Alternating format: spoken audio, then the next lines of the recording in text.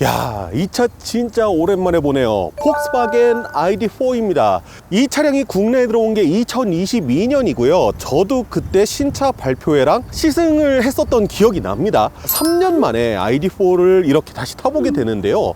아니, 기존에 타봤던 모델을 왜 굳이 다시 타느냐 라고 하면 ID4가 이번에 부분 변경을 진행을 했습니다. 최근에 폭스바겐 코리아에서 ID5를 공식적으로 수입하기 시작했습니다. 대한민국에 두 번째로 내놓는 전용 전기차 모델인데요. 유럽만 해도 폭스바겐의 전기차 라인업이 되게 많거든요. ID3도 있고 ID 버즈도 있고 최근에 나왔던 ID7도 있고, 그런데 우리나라 시장에서 유독 이 전기차의 약간 소극적인 모습들을 보여주고 있어요.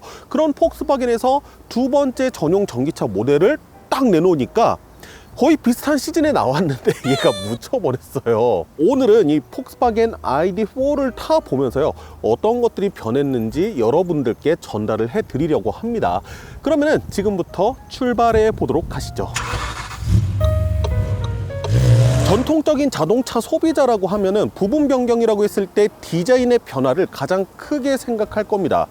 그러면은 이 ID4는 부분 변경을 하면서 뭐가 바뀌었느냐? 뭐가 바뀌었는지 아시겠어요? 모르시겠다 하시는 분들 계실 것 같은데, ID4가 두 가지 트림이 있어요. 라이트 트림, 얘가 5,299만 원짜리 보조금 맞추려고 딱 가격대 내놓은 저가형 트림이고요. 5천만 원 후반대에 프로 트림이 있는데 대부분 다 프로 트림을 구매를 하십니다. 프로 트림을 선택하게 되실 경우에 뒤에로 라인 위쪽을 향해서 나와 있는 이 스틸 느낌의 좀 반짝반짝한 이 몰딩 있잖아요. 이 소재가 들어갑니다. 여기 원래 무광 검정색 몰딩이 있었습니다. 약간 플라스틱 느낌이 나는 몰딩이 들어가 있었는데요. 검은색이라고 하면은 약간 이런 클레딩 같은 느낌인 거잖아요.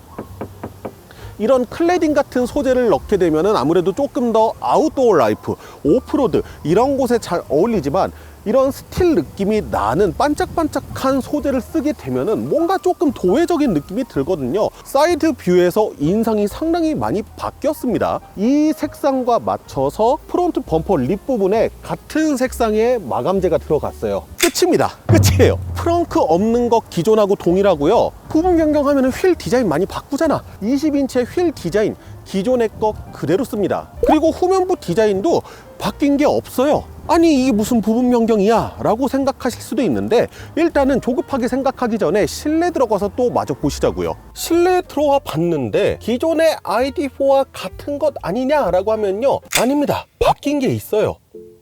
죄송하지만 해결해 드리기 어렵습니다. 의도치 않게 자기가 먼저 스포를 하고 나타났는데, 일단은 IDA라고 하는 음성 인식이 생겨서요, 스티어링 휠 오른쪽에 또 버튼이 있어서 이거 누르고 스티어링 휠 열선 켜줘.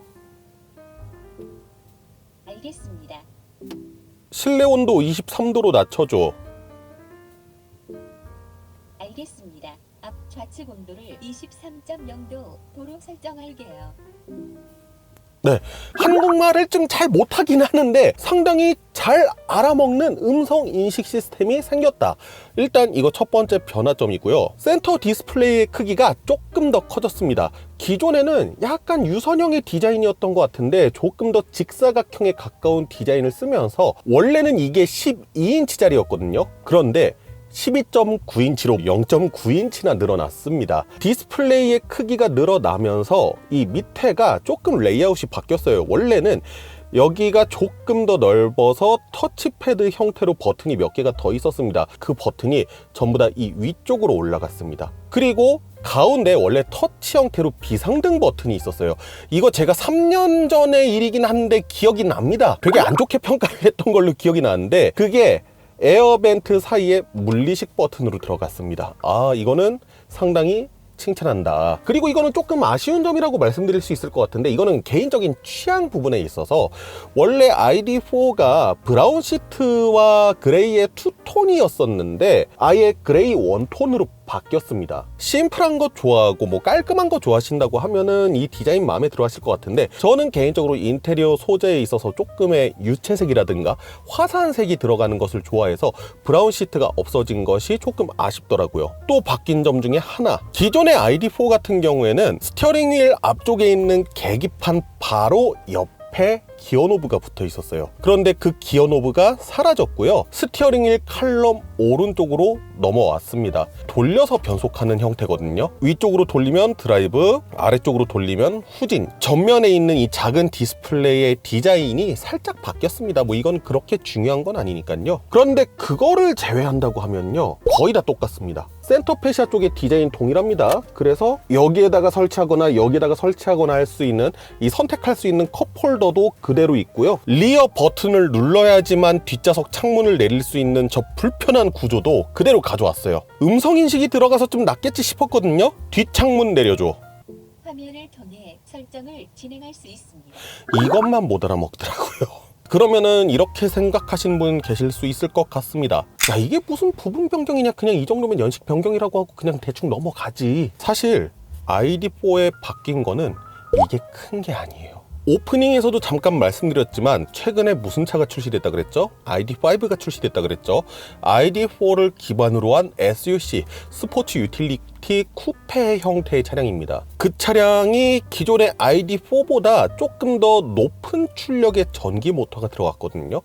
그러면서 ID4에 ID5와 동일한 파워트레인이 얹혀졌습니다. 그 업데이트된 양이 어마무시해요. 82kWh의 대용량 배터리가 들어간 것은 기존과 동일합니다. 그런데 전기 모터에 막 이래저래 손을 막 대가지고 기존의 ID4가 최고 출력이 204마력이었는데 지금 현재 이 차량의 최고 출력은 286마력입니다. 무려 82마력이 뛰어 올랐어요. 그러면은 기존 대비해서 40% 정도가 출력이 증가한 거거든요. 근데 이뿐만이 아닙니다. 기존 모델이 최대 토크가 31.6kg 포스미터였는데요. 지금 이 녀석의 최대 토크는 55.6kg 포스미터, 무려 최대 토크가 75% 향상이 됐습니다. 그뿐만이 아니에요. 원래 ID4에 좀 큰 단점이 하나 있었어요. 얘가 충전을 받아들이는 전력 자체가 좀 약해. 그래서 충전 시간이 오래 걸려. 원래 기존의 ID4가 배터리 10%에서 80%까지 충전하는데 30분이 넘게 걸렸습니다. 36분이 걸렸다고 하거든요. 그런데 이번에 손을 보면서 이거를 28분으로 줄였다고 합니다. 최대로 충전을 받아들일 수 있는 용량이 175kW까지 늘었다고 해요. 그러면서 주행 가능한 거리도 살짝 늘었습니다. 기존 모델이 원래 405km를 주행할 수 있었는데 424km까지 주행이 가능하다고 하고요. 전비도 조금 늘었네요. 4.7km/kWh에서 4.9km/kWh로 바뀌었습니다. 아까 전에 최고 출력, 최대 토크 다 늘었다고 했잖아요. 원래 ID4가 최고 속도가 160km에서 제한이었거든요. 이거 180까지로 늘었고요. 제로 100이 8.5초에서 6.7초로 줄었습니다. 수치만 이렇게 주절주절 말하면은 이게 얼마나 대단한지 모르실 것 같은데, 참고로 말씀드리면은 ID4 여전히 싱글 모터를 씁니다. 후륜구동이에요. 그런데 싱글 모터 하나만 가지고 286마력의 출력을 내는 차, 이 가격대에서는 제일 높은 출력 가지고 있어요. 이거랑 몇 마력 차이 안 나긴 하지만 두 번째가 테슬라 모델 3 RWD예요. 제가 2022년도에 이 차 나왔을 때 비교했던 차, 그때 딱 비교 시승을 했었거든요. 아이오닉 5 싱글 모터였어요. 아이오닉 5는 중간에 부분 변경을 했지만 이 전기 모터는 동일하게 가져갔죠. 아이오닉 5 싱글 모터의 최고 출력이 220마력입니다. 아이오닉 5보다 60마력 이상 최고 출력이 높은 거예요. 근데 뭐 출력만 늘어난 게 아니라 일회 충전 시에 주행 가는 거리도 늘었지, 전비도 늘었지, 충전 속도도 빨라졌지, 이러니까 상당히 많은 것이 변했다라고 볼 수 있는 건데, 근데 더 놀라운 것은 가격이 동결이라는 겁니다. 내연기관 시대에서는 이게 상상이 가능한 일인가요? 뭐 20마력, 30마력 늘리려고도 몇십만 원, 몇백만 원 쓰는 게 내연기관의 시대였잖아요. 소나타 N9 1.6L 터보에서 2.5L 터보 모델로 가려면 200만 원 더 내야 돼요. 그런데 얘는 가격은 동결인데 출력이 그만큼 펌핑이 됐다. 그래서 오늘 시승기는 주행에 중점을 줄 겁니다. 어떻게? 장거리 가봐야 되겠죠. 일회 충전 시에 420km를 갈 수 있다고 하는데 고속도로 전비가 조금 더 낮은 것을 감안을 해서 오늘 갈 곳은 충남 부여입니다. 대략적으로 왕복 거리가 360km 정도 되거든요. 그러면은 일회 충전 시 거리보다 조금 짧으니까 중간중간에 뭐 잠깐 어디 세워나가서 딴 데도 가고 그럴 거예요. 그리고 당연히 충전도 해봐야겠죠. 충전하면서 시간 얼마나 걸리는지도 보여드리도록 하겠습니다. 현재 배터리 잔량 98%에 499km를 갈 수 있다고 하는데요. 일단은 본격적으로 출발을 해보도록 하겠습니다. 사실 저 역시 여러분들과 마찬가지로 그냥 숫자, 눈앞에 보이는 숫자만 보여주고 얘기를 하면은 진짜 압도적으로 높지 않은 이상 잘 공감이 안 돼요. 80마력 당연히 많이 늘어났죠. 엄청 많이 늘어났죠. 그런데 과연 이것이 얼마나 체감이 될 것인가 라고 하면은 잘 모르겠단 말이에요, 솔직히.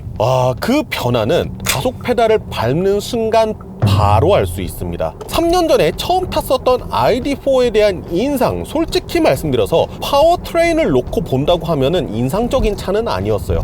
그냥 여타 다른 싱글 모터의 전기차랑 뭐 거의 비슷하구나. 이번에 280마력으로 바뀌면서 정지 상태에서 가속 페달을 딱 밟는 순간에 얘 빠른 차 됐다 라는 것이 되게 명확하게 느껴지더라고요. 지금 현재 시속이 65km거든요 여기에서 가속 페달 한번 꾹 밟아 볼게요. 가속 페달 꾹. 초반부에만 가속이 엄청나게 좋은 게 아니라 우리가 주로 많이 사용하는 영역대 있잖아요. 60km에서 90km대 그 영역 안에서는요 가속 페달을 꾹 밟았을 때 팍 하고 뛰어나가는 펀치력이 상당히 좋아졌습니다. 몸이 건조했던 전기차 ID4가 아니에요. 되게 자극적인 맛이 돼서 돌아왔어요. 지금도 한 번만 좀 세게 밟아볼게요. 꾹.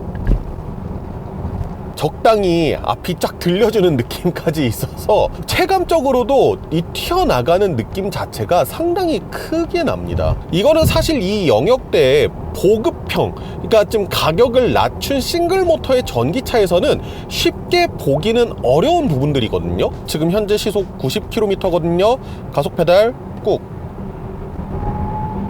이 영역대에서도 치고 나가는 펀치력이 있어요. 웬만한 실주행 영역 구간에서는 성능이 늘어난 만큼의 펀치력을 명확하게 보여줍니다. 심지어 지금 드라이브 모드가 그냥 컴포트예요. 스포츠로 두게 되면은 이 민감도가 조금 더 살아납니다. 어제는 약간 긴가민가 했었는데 회생제동이 개입을 많이 하네요.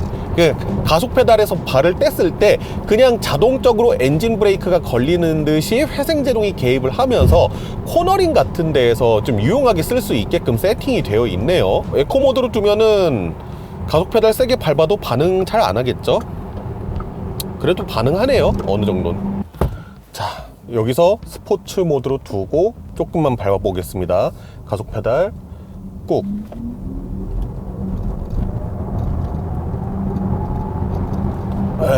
확실히 가속력이 엄청 좋아졌어요. 그래서 이 높아진 성능에 대해서 상당히 칭찬을 하고 싶은데 한 가지 아쉬운 점이 있습니다. 전기차에도 이런 게 있구나라는 것을 저는 오늘 처음 알았는데 약간의 토크 스티어가 있습니다. 한 시속 60 언더?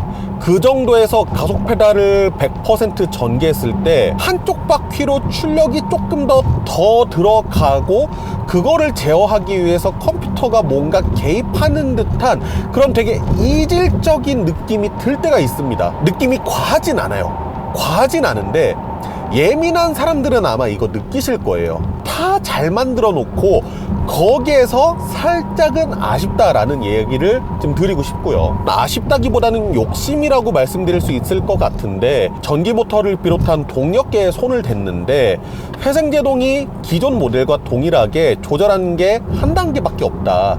그 부분은 최신에 나오는 다른 전기차와 비교해 보면은 좀 아쉬움이 있는 것은 어쩔 수가 없죠. 기존과 동일하게 드라이브 모드, 월, B 모드 이렇게 두 가지 모드가 있고요. 일반적인 드라이브 모드에서는 회생제동이 거의 개입을 안 한다고 보시면 되고요. 기어 노브를 한 번 더 드라이브 쪽으로 밀어주면은 B 모드로 전환이 됩니다. 지금 이 상태에서는 제가 가속 페달에서 발을 떼면 순간적으로 감속이 되는 모습 확인하실 수 있죠. 이전 모델과 비교했을 때 NVH는 뭐 뚜렷하게 바뀐 느낌은 없다고 봐도 될 것 같아요. 속도가 조금 많이 올라가게 되면은 A필러 부분, 그 다음에 사이드미러 부분에서 들리는 풍절음이 약간 있고요. 콘크리트로 노면으로 왔을 때 로드 노이즈도 어느 정도 있는 편이고, 저속에서 주행할 때에는 생각보다 차폐가 괜찮습니다. 차음이 나쁘지 않더라고요. 이 가격대에 그냥 전기차에 맞는 정도다. 에이다스 테스트 한번 해보도록 하겠습니다. 스티어링 휠 왼쪽에 있는 세트 버튼 한 번만 누르면은 어댑티브 크루즈 컨트롤과 동시에 차선 중앙 유지 장치가 같이 작동이 되거든요. 말씀드리는 순간 앞에 구분길이 있는데 잠깐 손을 놓아 보겠습니다.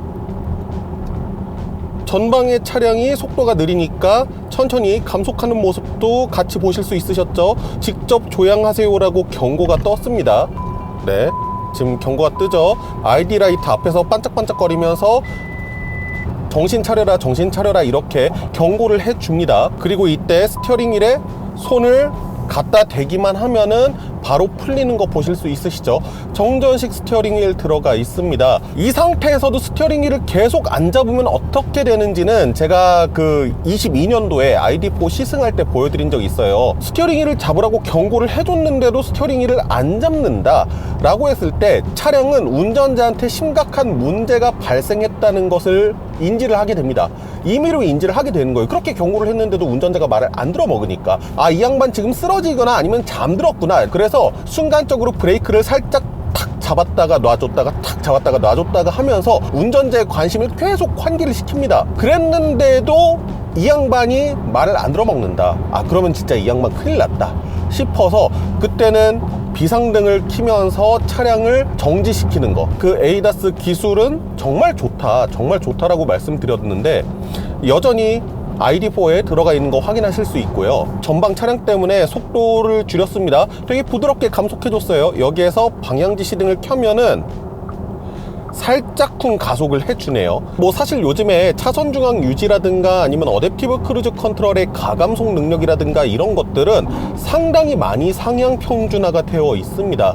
그런데 그 와중에도 운전자가 뭔가 잘못됐다고 느껴졌을 때 그에 맞춰서 최대한 안전을 도모하는 시스템이 22년도에 생겼다는 거는, 이거는 저는 좀 대단한 일이지 않나 라는 생각을 하면서 3년의 시간이 흐른 뒤에도 그런 시스템을 갖고 있는 브랜드가 거의 없거든요. 그 부분에 있어서는 폭스바겐 칭찬한다는 말씀 드리고 싶습니다. 충남 부여에 있는 백제 역사 문화관까지 도착을 했습니다. 지금까지 몇 킬로미터를 주행을 했고, 그리고 전비는 어떻게 나왔고, 남은 주행 거리는 어떻게 됐느냐, 충전부터의 기록을 확인해 보시면요, 충전 후 현재까지 총 179km를 주행했고요. 평균 속도는 64km/h, 평균 전비가 5.5km/kWh가 나왔어요. 평균 속도만 봐도 제가 고속도로 위주로 주행한 건 아실 수 있겠죠. 그런데 전비가 생각보다 높게 나왔습니다. ID4가 국내에서 인증받은 고속도로 전비가 4.5km/kWh인데 그것보다 1km/kWh 이상이 나왔잖아요. 이 부분은 상당히 높게 나왔다고 말씀드릴 수 있고, 그렇다면은 현재 배터리 잔량하고 남은 주행 가는 거리는 어떻게 되느냐? 현재 배터리 잔량은 56%고요. 남은 주행 가는 거리는 245km입니다. 현재까지 주행한 거리 플러스 잔여 주행 가는 거리를 합했을 때 424km가 나오거든요. 국내에서 인증받은 수치랑 거의 엇비슷하게 나옵니다. 공조기는 계속 쭉 켜고 왔다라고 생각을 해주시면 되거든요. 드라이브 모드는 계속 컴포트로 주행을 했고요. B 모드가 아닌 드라이브 모드에다가 놓고 주행을 했습니다. 아무래도 고속도로다 보니까 탄력 주행이 계속 필요할 것 같아서 B 모드로 쭉 주행을 했어요. 이 정도면은 충분히 상암까지는 도착할 수 있을 것 같은데, 중간에 뭐 다른 데 들를 수 있으면 좀 들러보는 식으로 해서 주행 거리를 조금 더 높여 보도록 하겠습니다. 네, 승차감 확인을 위해서 더러운 노면에 한번 와 봤습니다. 2년 3년 만에 ID4를 접하는데 과연 ID4의 승차감은 어떤지, 과속 방지 턱, 어허, 자, 이번에는 조금 빡센 과속 방지 턱,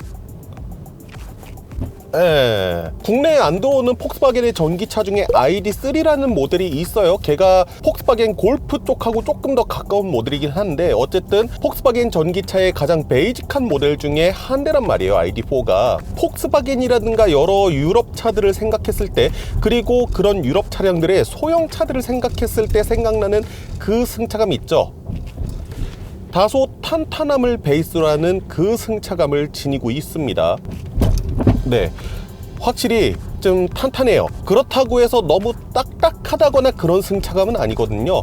막 너무 단단해서 차가 통통 튈 정도로, 그 정도로 불쾌한 승차감을 만들어내지는 않습니다. 승차감 세팅이 하드한데 서스펜션의 조율을 잘 못한 경우, 이런 경우에는 서스펜션의 텐션 때문에 내 바퀴가 접지를 제대로 못하는 경우도 발생할 때가 있거든요. 그런데 방금 전에 지났던 과속방지턱이 조금 많이 빡센 과속방지턱이에요. 여기에서 제일 거친 과속방지턱 중에 하나인데, 이런 곳을 넘어갈 때에도 내 바퀴가 땅을 쫙 붙잡고 있어요. 그리고 상당히 탄탄한 승차감을 지니고 있다고 말씀드렸지만, 그 서스펜션의 가장 끝단 부분, 수축되는 가장 끝단에 있어서는 그래도 부드럽게 그 충격을 살짝 완화해주는 능력은 가지고 있습니다. 그래서 탄탄한 승차감 세팅을 가졌지만 승차감이 불쾌하냐 하면은 그렇지는 않아요. 일단은 되게 안정적인 승차감이라는 생각이 먼저 들어요. 하지만 이 승차감이 편하느냐 하면은 편하다는 말씀드리긴 조금 어려울 것 같아요. 이 차량과 비교했었던 아이오닉5라든가 아이오닉5보다 조금 더 탄탄한 세팅의 EV6와 비교해도 EV6보다도 조금 더 탄탄한 느낌을 가지고 있습니다. 그래서 나는 이 가격대의 전기차를 사고 싶은데 제일 중요하게 생각하는 것 중에 하나가 승차감이다 라고 생각을 하신다면 ID4와는 조금은 안 맞으실 수도 있어요. 하지만 내연기관 시절 때부터 유럽차를 쭉 타오셨던 분들, 그리고 편한 승차감보다는 어느 정도의 텐션, 긴장감이 있는 승차감을 원하는 소비자라고 하시면은 이 느낌이 상당히 잘 맞을 겁니다. 어떻게 보면은 골프의 승차감하고도 어느 부분은 비슷한 느낌이 있어요. SUV임에도 불구하고 승차감만 놓고 봤을 때 이 차가 키 높은 SUV다 라는 생각이 크게 들진 않습니다. 하지만 승차감 부분에 있어서 단점도 하나 있는데요. 자, 지금 반갈죽 되어 있는 노면에 들어왔죠. 제 아래가 거친 노면입니다. 스티어링 휠을 통한 진동 느껴져요. 시트를 통한 진동, 엉덩이 쪽은 물론이고 허리 쪽, 등 허리 쪽까지 진동이 어느 정도 느껴집니다. 의외로 잔진동을 실내로 조금씩 유입시켜주는 부분이 있습니다. 그래서 촬영일 기준으로는 어제예요. 어제 부여군 갔다 왔는데 고속도로에서도 잔요철 같은 부분들이 있잖아요. 잔진동이 발생할 수 있는 요소들을 차량 안으로 그 충격을 좀 제법 전달해주는 느낌이 있더라고요. 그래서 나는 이 잔진동, 승차감 부분에 있어서 잔진동이 느껴지는 게 싫다 하시는 분은 ID4의 승차감이 그렇게 만족스러우시진 않을 겁니다. 더러운 노면을 지나서 조금 일반적인 노면으로 오게 됐는데요. 조금 낮은 과속방지턱, 이 부분도 되게 깔끔하게 넘어가 줍니다. 그리고 도로에 있는 잔진동도 어느 정도 올려주는 편이에요. 물론 이거는 내가 좀 느끼고자 하고 좀 느껴봐야지 하면은 그때부터 체감이 됩니다. 그냥 일반적으로 음악 듣고 아무 생각 없이 딴 생각하면서 운전한다 그러면은 막 쉽게 느껴질 정도로 거친 느낌이진 않아요. 시속 50km, 조금 빡센 과속방지턱, 수축됐다가 빡 하고 지면에 닿으면서 압축될 때 분명히 그 끄트머리 쪽에서 충격을 흡수해주는 뭔가가 있긴 있어요. 이 느낌 때문에 탄탄한 세팅이지만 그렇게 불쾌한 승차감까지 만들어주진 않는 거예요. 그러면은 서스펜션 세팅 자체가 이렇게 탄탄함을 기반으로 하고 있으면은 코너링 성능도 꽤 나쁘지 않겠네? 라고 생각하실 수 있죠. 제가 어제 부여 왔다 갔다 하면서 나들목 구간의 선회 구간에서 좀 높은 속도로 지나가 보기도 했는데 그 영상에 띄워드릴게요. 고속 코너링을 한번 좀 보여드리려고 합니다.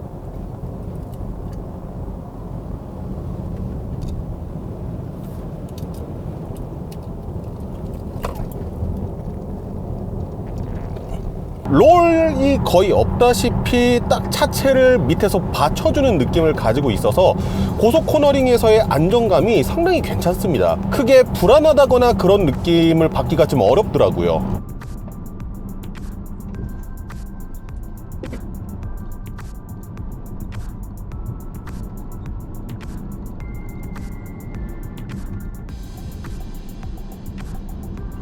코너링만큼은 우리가 옛날에 생각하던 유럽산 차량들, 독일 차량들 하면은 생각나는 그 약간은 그 단단하면서도 하체를 짱짱하게 받쳐주는 그 세팅 있잖아요. 그 세팅의 느낌을 이 차가 가지고 있습니다. 공차 중량이 아주 그렇게 가벼운 차가 아니거든요. 오히려 아이오닉 5보다 조금 더 무거운 차입니다. 이 차량의 공차 중량이 2.1톤이 살짝 넘어가거든요. 그럼에도 불구하고 막 차가 무거워서 허둥지둥 된다거나 그런 느낌이 느껴지지가 않아요. 이런 부분에 있어서는 의외로 생각보다 경쾌한 몸놀림을 보여주기도 합니다. 승차감 세팅답게 상당히 안정적인 코너링 실력을 보여줬습니다. 특히나 롤도 거의 없이 땅을 쫙 잡고 땅을 쫙 딛고 달려주는 모습은 정말 인상적이었어요. 그런 생각도 해봤거든요. 제가 이 차로 가보지 않은 좀 숏 코너들, 흔히 와인딩이라고 하는 그런 코너에 가도 이 차량 어쨌든 펀치력도 상당히 좋은 편이고 가속력도 상당히 좋은 편이기 때문에 재미있게 탈 수 있지 않을까라는 생각도 해봤었는데, 근데 그렇게 본격적으로 가지고 놀기에는 아쉬운 게 두 가지가 있습니다. 일단은 첫 번째, 뒷 브레이크가 드럼 브레이크라는 거. 저도 이 드럼 브레이크를 쓴 것이 막 아주 나쁘다는 건 아닌데 퍼포먼스를 내는 용도로서는 적합하지 않다라는 거, 일단은 그거를 말씀드릴 수 있을 것 같고, 두 번째가, 자, 이 차량 록트록 한번 보여드릴게요. 여기서 한 바퀴, 두 바퀴, 세 바퀴, 세 바퀴가 넘습니다. 록트록이. 공률이 좀 많은 도로를 돌아나가거나 그럴 때는 그만큼 손이 많이 바빠지겠죠. 지난번에 시승할 때도 말씀을 드렸는데, 자, 여기 제가 회전 반경 테스트한 곳이죠. 회전 반경이 진짜 좁아요. 우리가 일반적으로 스티어링 휠을 돌리다 보면 끝이 나는 부분이 있잖아요. 끝났네 싶은 부분에서 ID4는 살짝 더 돌아가거든요. 근데 이 정도 살짝 돌리는 과정에 있어서 안 돌아갈 거를 조금 더 돌아나가주는 느낌? 약간 보너스로 더 돌아나가주는 느낌이 있거든요. 네, 여기가 어디냐? 일단은 휴게소 같죠. 왕복을 못했냐 하면은 좀 아리까리합니다. 지금 목적지까지 남은 거리가 39km인데 배터리 잔량 13%에 남은 주행 가는 거리 42km. 그러면 현재 지금까지 몇 킬로미터를 주행을 했느냐? 329km를 주행을 했고요. 평균 속도는 62km/h, 평균 전비는 5.1km/kWh입니다. 더하면은 371km밖에 안 되잖아요. 아니, 이거 한번 완춘하면은 420km 갈 수 있다면서, 그렇게 인증받았다면서 왜 주행거리가 이것밖에 안 나와? 라고 생각하실 수 있을 것 같은데, 일단 오늘 날씨가 그렇게 따뜻하지는 않았어요. 최고 많이 올라갔을 때가 6도 정도였고, 지금 현재는 -1, 영하 1도까지 떨어졌습니다. 그리고 오늘 바람이 무지하게 차가웠어요. 공조기를 계속 작동시키니까 아무래도 주행 거리가 조금 떨어지는 것도 있을 것이고요. 평균 전비상으로는 인증받은 것보다 높게 나오긴 했는데 어쨌든 고속도로 위주의 주행을 했고요. 그리고 마지막으로 계속 촬영을 해야 되잖아요. 충남 당진 들려서 엔딩도 치고 차 시동 걸어놓고 썸네일도 찍고, 그리고 오늘 바람 무지하게 불었다고 했잖아요. 중간에 들어와서 몸 좀 녹이고 그러다 보면은 정지 상태에서 공조기가 가동되는 시간이 생각보다 적진 않았습니다. 420km 자체가 동절기 기준이 아니잖아요. 동절기 주행 가는 거리랑 어느 정도 혼합돼서 한 이 정도 수치가 나왔다. 그리고 얘는 계속 공회전을 하면서 무언가를 했기 때문에 그 와중에 배터리의 소모량이 좀 많았다라고 이해를 해주시면 될 것 같습니다. 어쨌든 지금도 목적지까지 도착을 못하는 건 아니에요. 목적지까지 도착을 할 수 있는데 그 간극이 너무 짧은 것도 있고 200kW씩 급속 충전기가 있긴 한데 그 두 대 쪼개서 쓰는 거예요. 그래서 좀 애매해서 그냥 아예 휴게소에 왔다라고 생각을 해주시면 될 것 같습니다. 그러면 충전 한번 해봐야죠. 충전 속도 얼마나 나오는지 한번 보도록 하겠습니다. 여기는 이 환경부 충전기도 200kWh 충전기인데 둘이 나눠 쓰는 거거든요. 그런데 여기는 충전기가 많아서 아마 굳이 옆에 와서 또 쓰시는 분은 없을 겁니다. 네, 현재 배터리 12% 상태에서 충전 시작했고요. 참고로 충전은 8시 11분에 시작했고요. 지금 영하 1도죠. 네, 아까 전에 배터리 13%에서 지금 81%까지 충전을 완료를 했습니다. 차 안에서 전력을 얼마까지, 최대 얼마까지 끌어받는가 봤는데 158kWh까지 올라가는 건 봤거든요. 그러면은 이 차량 최대로 받을 수 있는 전력량이 175kWh니까 아주 부족한 수치는 아닌 것 같아요. 어쨌든 오늘 날씨도 좀 춥고 그러잖아요. 그래서 충전이 제법 좀 빠르게 되지 않을까 싶었는데 1시간 5분이 걸렸습니다. 이유는 모르겠는데 1시간 5분이 걸렸어요. 아무래도 날씨 탓이 좀 가장 크지 않을까 싶고요. 배터리 최적화 또 기능이 있거든요. 충전 전에 배터리 히팅을 통해서 최적의 배터리 상태로 만들어 둘 수가 있는데 제가 그거를 설정을 안 하고 충전을 시작을 했거든요. 그러다 보니까 초반에 충전 속도가 올라가는데 되게 더디게 올라가더라고요. 충전 속도 보려고 운전석에 앉아 있는데 이 ID4 같은 경우에는 운전석에 무게 센서가 있어서 탑승자가 앉아 있으면은 기본적으로 이그니션 온 상태예요. 히터 나오고 지금 야간이니까 라이트 켜지고 그런 식으로 또 이제 전력 소모를 한 것도 있죠. 근데 1시간 5분은 좀 너무 오래 걸린 것 같은데 이거는 나중에 ID5 이 차량 같은 기반이죠. 그 차량 시승하게 됐을 때 충전 속도는 한번 다시 테스트를 해봐야 될 것 같네요.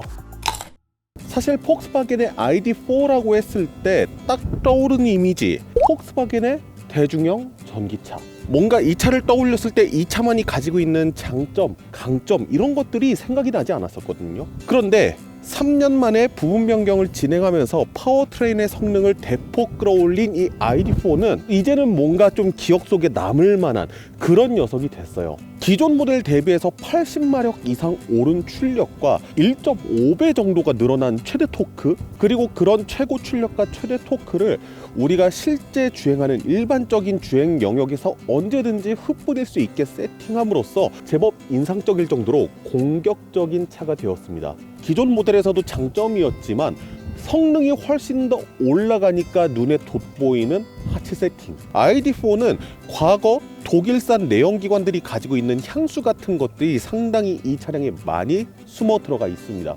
그럼에도 불구하고 조금 아쉬운 점이라고 하면 이거를 조금 더 타이트하게 세팅했으면 훨씬 더 재밌게 가지고 놀 수 있었을 것 같다는 생각입니다. 파워트레인 부분에서 말씀드렸던 약간 토크 스티어 같은 이질감, 무려 3바퀴가 넘어가는 엄청난 록트록을 조금만 짧게 설정하고 토크 스티어 같은 이질감만 없었더라도 이 차는 와인딩에서도 제법 재밌게 타고 다닐 수 있지 않았을까 싶을 정도로 기본적인 포텐셜이 나쁘지 않아 보이거든요.